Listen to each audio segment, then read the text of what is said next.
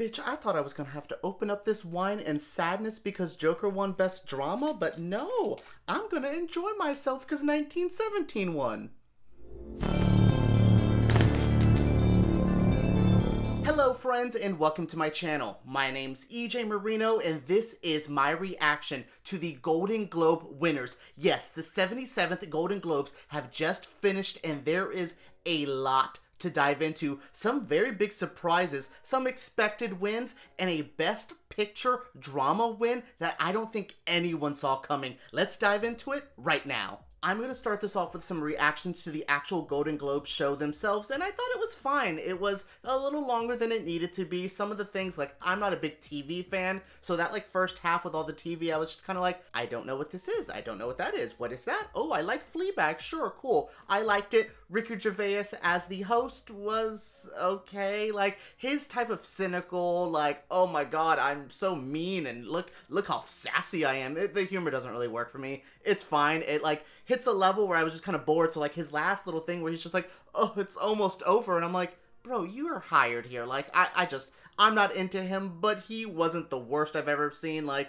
I actually thought in the middle of it, like, Kate McKinnon, hell, even Ellen was doing a good job. That I was just like, I could see these two, sure, fine. But overall, the show itself, tight, fun, it was decent. I always expect like a musical number or something from this kind of award show. It's the Hollywood Foreign Press. It's a little looser, it's a little chiller, but they don't do anything like that, which is kind of surprising.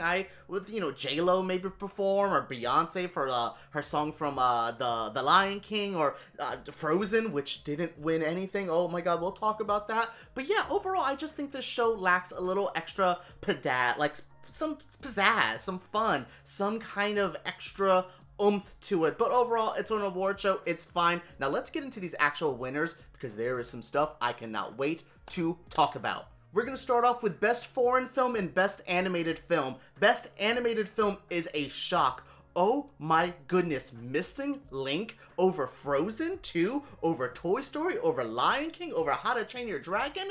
What? I am surprised by this. I actually really liked Frozen 2. I reviewed it very kindly on my channel. The opposite can be said about Lion King, which I did not like at all. So I was kind of like worried about this. I was like, just give it to Disney. It'd probably be Toy Story 4. But Missing Link? I am very surprised by that. But as an award season voter, I'm voting for the Critics' Choice Awards this year. I can't lie, they've marketed hard. They campaigned very hard. I think I saw more ads for Missing Link than I saw for Frozen 2. So that's just showing you what awards campaigning can do. They put on a show, I am sure, and gave those voters something to enjoy. I thought the film was cute. It's fine. I like stop motion animation. It's the filmmakers who made like Coraline and Paranorman, which is one of my favorite animated films. So I'm gonna say yay for this company, but not their best work. It is fine. On the other hand, we have Best Foreign Film, and it went to Parasite. If you follow the award season, you knew it was gonna be Parasite. It is the film of the year. It should have been there in Best Drama, but it's fine. You know, 1917, we'll talk about that. Oh, yay. But overall, I think Parasite is the best film of the year. Now, it had some competition. Portrait of a Lady on Fire and Pain and Glory are two amazing films. Pain and Glory has one of my favorite acting performances from Antonio Banderas, but oh my god, it's a great movie just beyond the acting performance. It's not one of those movies that have a great acting performance inside a mediocre movie. We'll talk about one of those. But yes, Parasite won Best Foreign Film. Bong Joon-ho did a great speech. I love him talking about, like, once you guys get over that small hurdle of those 1-inch subtitles, you will open up to a whole new world of movies.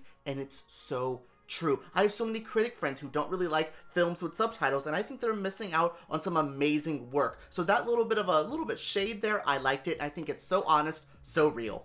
The next two awards we have are Best Screenplay and Best Director. Best Screenplay went to Quentin Tarantino for Once Upon a Time in Hollywood. I like it. It's fine. I've grown on this movie. When I first saw it, I wasn't a big fan, but it's grown on me. It's evolved. I actually really enjoyed it my last time I watched it. I thought it was a very fun film with some amazing acting. I do think the script is a little weak. It gets a little sloppy. By the end of the film, I was kind of like, oh, that's it? So I do think I was kind of like, I guess, but I enjoy Tarantino. I like seeing him get up there, have a good time, have a good speech. He is someone he's a legend in our industry. There's a lot of them, but not really a modern one like a Tarantino. So I like seeing him up there. He had a good time. He has a great, like, track record. So I'll give it to him for this. Even though I don't love Once Upon a Time in Hollywood, I would have loved to see Parasite win this award. I think Parasite has the better script. It's a little tighter. I would have loved to see Knives Out in this category because that's one hell of a screenplay as well. But I will settle for Once Upon a Time in Hollywood. It's not the worst pick of the night, so that's good to hear. Now, let's get to Best Director. A shocking moment for a lot of us. I was just on team anyone but Todd Phillips. I don't think Todd Phillips should have been here. We could have had Noah Baumbach or Greta Gerwig, Lulu Wang. Oh my god, there's so many other people you could have had other than Todd Phillips. But that didn't matter because it went to Sam Mendes, who did 1917, one of my favorite films of the year. I'm not a war movie person. I find them to be tedious. All the gun violence and I just don't. I tune out. Once I see like people shooting for a while, that's why I don't play Call of Duty. Not my thing. But this movie is what people who are big war movie fans try to hype us up about. Oh, you should see this. Oh, all the action so great, the drama. This movie had amazing heart, amazing drama, amazing action. Oh my god, the spectacle of this film, the whole one-shot gag that's done by Roger Deakins and director Sam Mendes. This is a filmmaker's film. I think Once Upon a Time in Hollywood, it could have been best directing from Tarantino. Scorsese, oh my god, there's some good picks here. But Sam Mendes had one hell of a piece. Now, Bong Joon-ho had a better film with Parasite. I think Parasite is the overall best film with some amazing acting from those talent directed by Bong Joon-ho. But overall, I am not mad at Sam Mendes winning here. I will take it again, anyone but Todd Phillips. When we look at the wins for Best Supporting Actor and Actress, they're not too shocking. I was personally on Team Jennifer Lopez for Best Supporting Actress.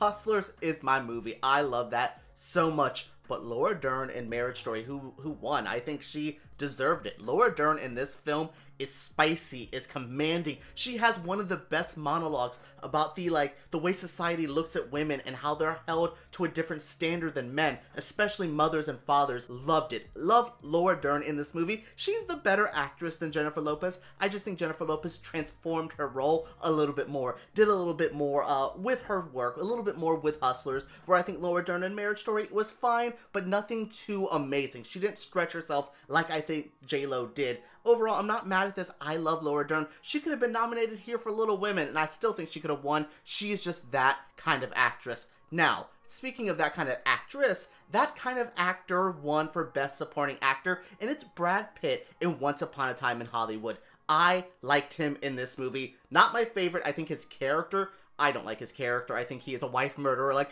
everything they were yelling him about, like, he's a wife murderer, he's kind of a scumbag. I'm like, yeah, I agree. Yeah, he stopped the Manson murders, but he's still like a trashy guy. But overall, Brad Pitt played that character very well. Brad Pitt looks great. He seems to be in a great mood. His spirit, his energy seems to be renewed. Was like Angelina Jolie like a succubus and just like absorbing his life force to keep herself young and make him like old? Because now since he's like single and all that, he is looking amazing. Good job for him to win here. Again, not my favorite performance in the movie. I think Leonardo DiCaprio is that film. I think Julia Butler's, who played the little girl in that movie, is amazing too. But I will take Brad Pitt here. None of my real big picks were here. I wanted Willem Dafoe in The Lighthouse. He's not nominated. I like Joe Pesci, but that's more of the Oscars. I'm sure Joe Pesci would win. But the Hollywood foreign press likes their celebrities. I can't believe they didn't pick J-Lo, but they picked Brad Pitt, who they love because he's a big movie star and he felt like one tonight.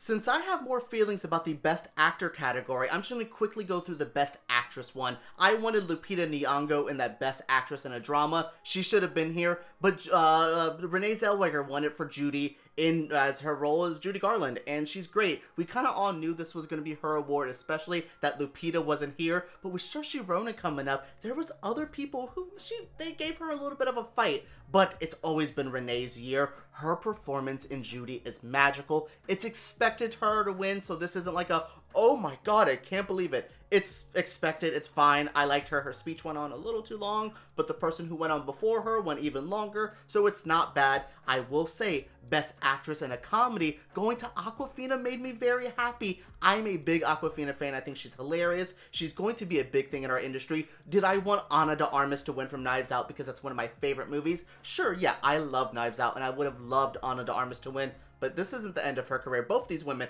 Awkwafina and Arma, are going to have a big career, so I really like seeing it. Awkwafina winning here with her amazing outfit, with her great speech. Love seeing her here. If you have not seen The Farewell, it is a beautiful, powerful Chinese film that just punches you in the gut. Yes, it's funny, and there's a lot of, I don't want to say a dark comedy, but there's a lot of comedic moments that help balance out that sadness, but it is a pretty dramatic film. It's a good one. Check out The Farewell, and check out why Awkwafina won her amazing award. Oh god, just thinking about Joaquin Phoenix and Taron Egerton winning makes me want to drink. I'll save this. So let's talk about Best Actor. Taron Egerton won Best Actor in a Comedy/Musical.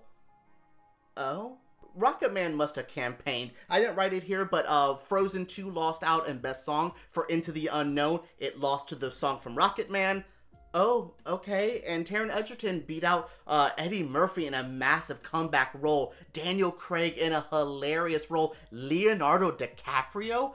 Taron Egerton beat Leo? What? I love Taron. He's a beautiful guy. He's a good actor. I love the Kingsman movies. I thought Rocketman was fine. This is much like the other acting performance here. That is a great performance inside a good movie. Taron winning here was just strange, especially with Leo and Eddie. I was just kind of like, okay, whatever. Now with Joaquin Phoenix. Joaquin Phoenix won Best Actor. We're all kind of assuming that was going to happen. If you are a big Joker fan, you've been wanting this. If you don't like Joker, you're still knowing he's going to win. He won here. Fine. I think Adam Driver is better in this film. I think Robert Pattinson in The Lighthouse was better. I think Antonio Banderas is one of the best acting performances of the year.